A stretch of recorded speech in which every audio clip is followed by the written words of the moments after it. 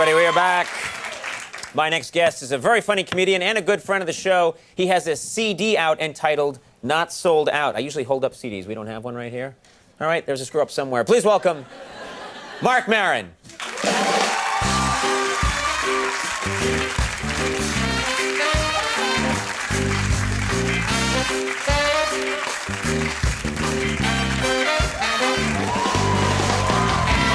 You're such a good man.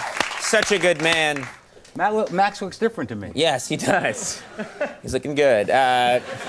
You calm down. How have you been, my friend? How's everything going? I'm great. No, what am I? I'm lying already. You're usually pretty miserable when you're here. Well, no, I just got back. I was in Albuquerque visiting my father. Which you didn't know I grew up in Albuquerque, did you? No.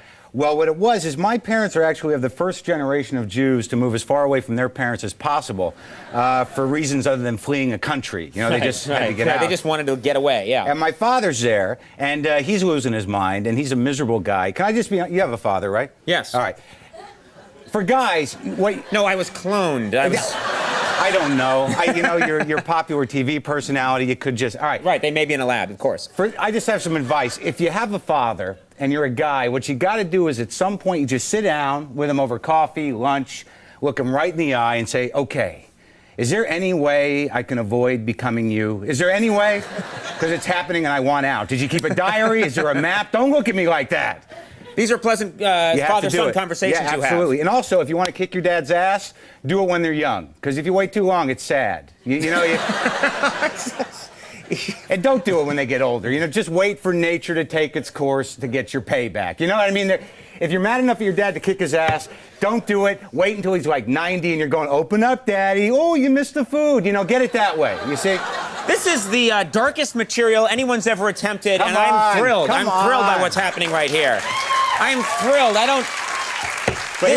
But listen to this. So here's what he says to me. But he's out of his mind. Yeah. He's out of his mind. He doesn't understand how show business works. So he doesn't see me on TV all the time, right? He sees you on TV, sees other people. So he doesn't think I'm doing well. He thinks I'm failing. So I get these weird advice. He wants to help me. So he says things like, maybe you ought to talk to Bill Maher. He seems to know what he's doing. Just talk to him. Like what? And then he says, you're on Conan tomorrow. Talk to Conan. Like you and I are going to sit down and you have the key. Like you're going to answer all the questions and make my life better, you know? It's ridiculous. I do have the key. What are you talking about? I can make it all happen for you. I just really? Choose Can we start now? Can you do it now? No. Can we start right now? No, we won't. I'll never help you. You look well, man. I've had implants in my cheeks. You're living in Los Angeles now. Is this cultural? I did. I left New York. You want to finish the question, or should I? Nah, that's enough. Right. People got the gist of it. I'll just do little shreds of questions. You live LA now. Hulk curious. Yeah. Guess what you're supposed to say? Yeah. Hulk want know what you do now. Where do I go? Where were we? Los Angeles. I used to live here. And it's weird in Los Angeles because when you live here, there are people always right here, like right next to you. You get on the train, they're right here. You can smell their hair, you can hear their thoughts. You know, they're right next to you. Right. And you're just sitting on the train going, okay, I'm just in me. I'm okay. I'm here. You sort of operate in New York at this weird kind of mild state of chronic tension. You know what I mean? And that mixed with coffee is a nice way to propel through life, you know? Right. You get to LA and there's nobody around. You're in your car and all that tension dissipates. And now I don't know what to do with that energy. Right. And then I realized, I'm in LA a couple months, I realized what you do with the energy is you just turn it into false confidence. That's what people do in LA. And I think I'm doing pretty good. Like, okay, ask me how I'm doing. How you doing? Great, man. Got a lot of things going on.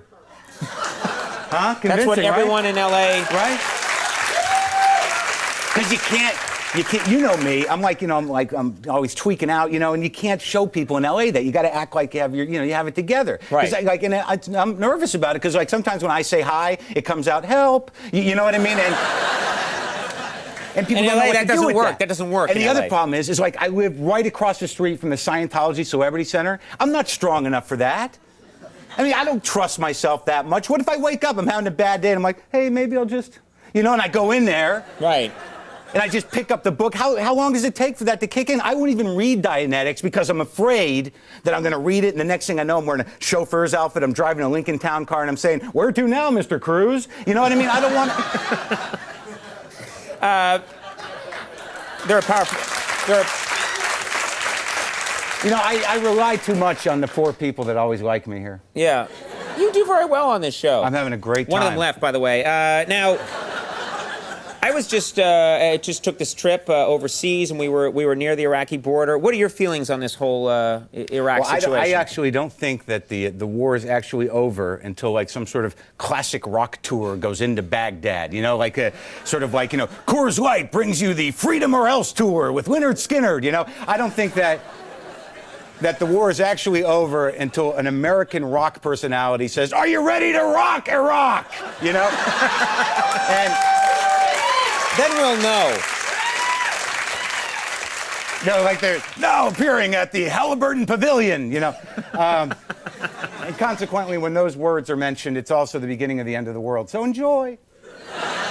Now, before we go... yeah? Oh, we're leaving? Oh, yeah. All right. Yeah. Well, there's a set amount of time that you get, and then when it expires... I thought tonight was all about Mark night. Did you see what Tyra Banks was wearing? I mean, you're a funny guy, and I like you, and you have good things to say, but Thank come God on. you have monitors in the bathroom. Anyways, oh, what? Don't fight them all one by one. No, she looked very nice, and I understand that, you know, she needed time, and now, you know, I can go talk to my friend afterwards. It's all good. I can get help elsewhere. No, I'm going to help you, just like your dad said. Thank God. You hear that, Dad? It's going to be okay. No, he's not watching. The CD... The CD. He's checking out an F Troop rerun. What? No, we're buddies. The CD not sold out. I always hold up a CD. I don't know why they didn't have one. There's a screw up somewhere. You know why I don't have one? How come? Because I didn't bring one. You didn't bring one? I usually hold them up on TV and people see the visual and then they know where to get it and everything. You gotta bring the CD. This is a simple rule. I forgot it. You can get it at my website. Very funny. A lot of war stuff. A lot of interesting political ranting. And also done for a very small audience. Hence the title, Not Sold Out. See? What is wrong with them? This Saturday night. I'm trying to open up. This Saturday night. Yeah, no. This Saturday night, Mark's going to be performing at McCabe's Guitars in Santa Monica, California. That's a guitar store. I know. My career's going great.